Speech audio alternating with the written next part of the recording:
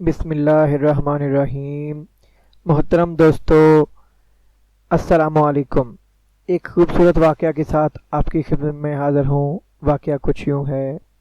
حضرت ایوب علیہ السلام بیماری کے بعد ایک دفعہ قضائے حاجت کے لیے نکلے تو اللہ تعالیٰ نے وحی فرمائی کہ اپنا پاؤں زمین پر مارو، تو حضرت ایوب علیہ السلام نے زمین پر قدم مبارک مارا اور زمین سے چشمہ جاری ہو گیا، جس سے حضرت ایوب علیہ السلام نہائے اور پانی بھی پیا۔ اس کے بعد اللہ تعالیٰ کے حکم سے حضرت ایوب علیہ السلام مکمل صحت یاب ہو گئے۔ ابن ابی حاتم اپنی سند کے ساتھ بیان کیا ہے کہ اللہ تعالیٰ نے آپ کو جنت کا لباس پہنایا۔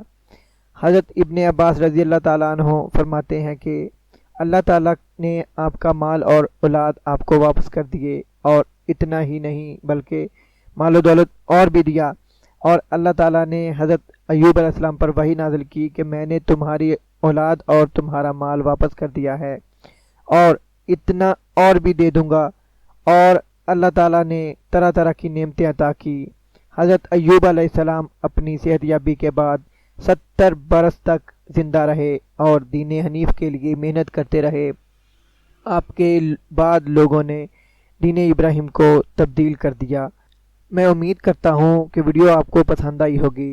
ویڈیو کا لائک اور شیئر ضرور کریں۔ اللہ حافظ۔